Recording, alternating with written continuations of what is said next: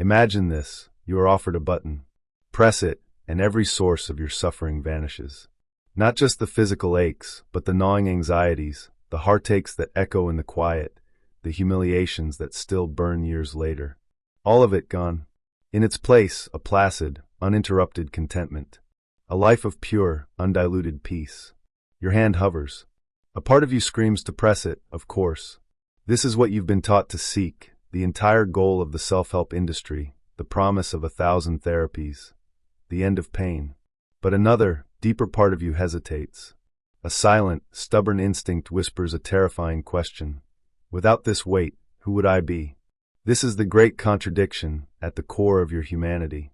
You spend your life running from discomfort, building fortresses of comfort, chasing the illusion of a pain-free existence. Yet, you secretly curate your suffering. You revisit old wounds in the theater of your mind, replaying the moments of betrayal and failure. You choose the struggle of a demanding career, the exquisite torment of a creative pursuit, the daily friction of a meaningful relationship over the sterile tranquility of a life alone. You don't just tolerate this pain, you, in some profound and undeniable way, need it. Why? Why does the artist cling to their torment, fearing it is the very source of their genius? Why does the heartbroken individual, long after a relationship ends, secretly polish the memory of their grief like a dark jewel? Why do you perhaps find yourself subconsciously sabotaging your own success, creating problems where none need exist, just to have a mountain to climb? Conventional wisdom tells you that pain is a malfunction, a bug in the system of life to be patched and eliminated. But what if it's a feature? What if your suffering is not a sign that you have failed, but a signal that you are fully, terribly alive? The Russian novelist Fyodor Dostoevsky, peering into the abyss of the human soul, saw this truth with terrifying clarity. He argued that humanity's deepest drive is not for happiness, but for free will, for the power to choose, even if that choice is self-destructive. He proved that humans would rather suffer than be bored, would rather assert their own will, however painful, than be passive beneficiaries of a perfect, preordained bliss. This is the unsettling premise we must confront. You are not a simple creature seeking pleasure. You are a complex, paradoxical being who sometimes chooses your pain with the same fierce ownership with which you choose your joys. The tension you feel is the war between the part of you that wants the button and the part that knows that pressing it would annihilate your very self. So we must ask, not how to eliminate the pain, but what this secret relationship with your suffering reveals about you. What if the stories you tell yourself about your struggles are just the surface? To uncover the truth, we must descend into the labyrinth of the psyche, to the place where your pain is not an enemy to be slain, but a shadowy companion you refuse to abandon. So, if we are not simple pleasure-seeking machines, what are we? The unsettling answer lies in the architecture of your own mind. You do not love suffering itself, the raw, senseless agony of a toothache or the brutal shock of a sudden loss. No, what you secretly love, what you are psychologically dependent upon, is what your suffering provides. It is not the pain you crave, but the meaning you extract from it. And your identity is built from this meaning. The pioneering psychologist Carl Jung gave a name to the hidden part of the psyche, where we banish the parts of ourselves we deem unacceptable, weak, or painful. The shadow. But the shadow does not disappear. It grows in the dark, and it demands to be fed. Your suffering, particularly the kind you repetitively, almost ritualistically, revisit, is often a secret rendezvous with this shadow. It is a perverse form of intimacy with the parts of you that feel most real because they are most fraught. The pain becomes a familiar landmark in the wilderness of your own soul, a dark comfort that whispers, "This, at least, is who I am." To let it go would be to lose a piece of your own map. Friedrich Nietzsche took this further, proclaiming that a man can bear any how, if he has a strong enough why. But what happens when life feels devoid of a grand why? You will invent one. And often, the most readily available why is a problem to be solved, an enemy to be fought, a wound to be tended. Your suffering becomes your purpose. It gives your life a narrative arc, a conflict, a reason to get up in the morning. The quiet despair of a meaningless, comfortable life is far more terrifying than the loud, clear struggle against a known torment. This is what Dostoevsky saw in the underground man, who would deliberately cause himself pain simply to prove he was not a piano key to be pressed by the forces of reason and comfort, but a complex, willing human being. Viktor Frankl, surviving the unimaginable suffering of the Nazi death camps, observed this principle in its most extreme crucible. Those who survived, he noted in man's search for meaning, were often not the physically strongest, but those who could find a sliver of meaning in their horror, a love for a family member they hoped to see again, a determination to testify to the world, or even the mere choice to maintain their inner dignity in the face of utter degradation. Frankl's insight was that the primary human drive is not pleasure, but the will to meaning. And when meaning is scarce, the mind would rather fabricate it from pain than face the void of a universe indifferent to its existence. This is the hidden problem. You are a meaning-making machine operating in a world that does not automatically provide one. So you turn your suffering into your scripture. Your anxieties become proof of your deep foresight.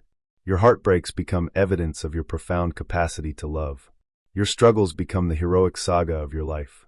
Your pain is not an interruption of your story. It has become the plot itself.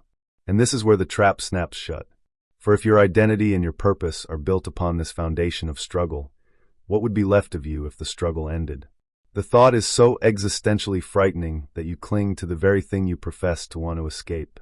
But this dependency has consequences that ripple out, silently shaping every corner of your reality in ways you have likely never stopped to see. This silent pact with suffering does not remain a private, psychological drama. It leaks out. It shapes your reality with the subtle, relentless force of water carving through stone. The identity you forge in the fires of your struggles becomes a lens through which you see everything, and a mold that dictates what can enter your life. You don't see the bars of the cage because you've been meticulously polishing them, mistaking them for the structure of your very self. Consider your brain's fundamental wiring. It is not designed for happiness. It is designed for efficiency and survival.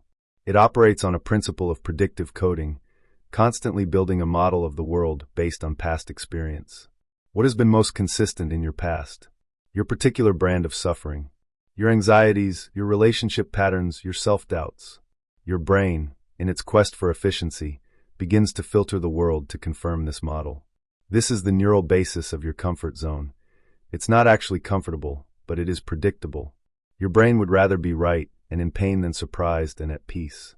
The dopamine hit you get from correctly predicting a negative outcome, "See, I knew they would reject me," can be more neurologically reinforcing than an unexpected moment of joy. Your suffering becomes a self-fulfilling prophecy, and your own mind is the architect. This then crystallizes into what psychology calls a core wound. A story you tell yourself, such as "I am not enough," or "I must be perfect to be loved." This story is a ghost in the machine, running your life from the shadows. You might pursue success not for its own sake, but as a frantic attempt to disprove this wound, only to find that no amount of external validation can silence the internal narrator. Conversely, you might sabotage opportunities the moment you get close to achieving them, because success would threaten the identity built around this foundational struggle. The pain is familiar territory. Healing is an uncharted and terrifying wilderness. On a societal scale, this explodes into a culture of performative suffering. We wear our busyness as a badge of honor, our exhaustion as proof of our worth. We scroll through social media, comparing our behind-the-scenes struggles to everyone else's highlight reel, deepening our sense of uniquely noble hardship. Our news cycles and entertainment industries feed on a continuous drip of conflict and drama, because a tranquil, content populace is not a captive audience. We have learned to trade in the currency of struggle, mistaking the volume of our complaints for the depth of our character. The most devastating consequence is this: your secret love for your suffering blinds you to genuine joy. Joy is unpredictable, vulnerable, and fleeting. It requires a surrender of control. Suffering, by contrast, is a territory you know intimately. You are the undisputed expert of your own pain. So when joy knocks, you often find yourself too busy tending to your familiar wounds to answer the door. You choose the certainty of your ache over the terrifying uncertainty of bliss. You become the guardian of your own prison, believing you are protecting yourself from a world of pain, when in truth, you are protecting the pain from a world of possibility. But what if you could lay down the arms? What if the way out is not through fighting the darkness, but through a radical rebellion that redefines the very terms of the struggle? The exit from this labyrinth does not lie in a frantic struggle against the walls. It will not be found in a new productivity system, a more potent form of meditation, or a frantic pursuit of positive thinking. These are often just more sophisticated ways of polishing the bars. The true rebellion is far more radical, far more quiet. It is not an attack on your suffering, but a fundamental shift in your relationship to it. The way out is to stop being the hero of your tragic story and become the sober, curious scientist of your own inner world. The first act of rebellion is to withdraw the label of enemy from your pain. When anxiety claws at your throat, or old shame echoes in your mind, do not instinctively tense up and fight it. Instead, you must turn toward it with a cold, curious eye. Ask it the single most powerful question you can pose. What are you here to teach me? This is not spiritual bypassing. It is profound psychological alchemy. You are transforming the pain from a master who dominates you into a messenger who serves you. Your anxiety is not a monster to be slain, but a distorted signal of your deep care for something. Your heartbreak is not a life sentence, but a testament to your capacity for attachment. By listening to the message, you drain the suffering of its identity-defining power. This is where you must embrace the counterintuitive wisdom of the Stoics and of Viktor Frankl. You cannot control what happens to you, but you always control what it means. This is the last of the human freedoms. Your suffering is a fact. Your story about that suffering, that it defines you, that it proves your unworthiness, that it is a unique and noble cross to bear, is a choice. The rebellion is to consciously choose a new story. Instead of "I am broken because of my past," the defiant new narrative becomes, "My past has given me a unique depth of understanding and resilience." This is not a lie, it is a reframing. You are not denying the wound. You are changing its purpose from an anchor that holds you back to a compass that guides you forward. This requires a ruthless audit of your identity. You must ask yourself, what parts of my self-image are built upon my struggles? Would I feel empty without this problem to solve? Would I feel less interesting without this trauma to explain my quirks? This is the ego's final, desperate stand. It would rather cling to a familiar, painful self than risk the terrifying openness of a self not yet defined. The rebellion, then, is to practice conscious suffering. To stop suffering unconsciously out of habit, and to instead choose, with clear-eyed intention, the struggles that are worthy of you. Choose the pain of discipline over the pain of regret. Choose the pain of honest conversation over the pain of long-held resentment. Choose the pain of creative failure over the pain of sterile safety. This is what Nietzsche meant when he said, "He who has a why to live for can bear almost any how." Find a why so compelling, a purpose or a love so vast, that it makes the inevitable how of struggle feel not like a secret shame, but like a worthy price. You are not aiming to become pain-free. You are aiming to become purpose-driven. In doing so, you pull the very foundation out from under your secret addiction. The pain is no longer the point. It becomes a byproduct of a life fully lived. But this rebellion leads to one final, staggering realization, a truth that recontextualizes not just your suffering, but the nature of reality itself.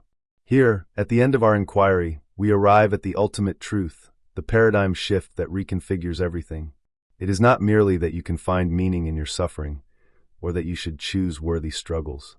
The deepest revelation is this: consciousness itself is forged in the crucible of resistance. You do not exist in spite of your suffering. You are crystallized by it. The you that you know, the you that thinks, feels, loves, and creates, is not a static entity being battered by external forces. It is a dynamic process, a pattern of meaning being continuously woven on the loom of tension between desire and reality, between will and limitation. Pain is not the opposite of peace. Boredom is. Numbness is. The true void is not a life with pain, but a life without contrast, without friction, without the necessary resistance that defines your shape. A marble statue does not argue with the chisel. It is through the chisel's blows that its form is revealed from the formless block. In the same way, your struggles are not interruptions of your life's purpose. They are the very instruments of its creation. Your soul is not a pristine, prepackaged essence waiting to be uncovered. It is a verb, not a noun. It is the act of souling, a continuous, often painful, always beautiful process of self-creation through engagement with all of life, especially the hard parts. This is the final, liberating death of the old story. You are not a victim of a painful world. You are a participant in a meaningful one. The universe is not happening to you. It is happening for you as the raw material for your becoming. When you understand this, the entire question shifts.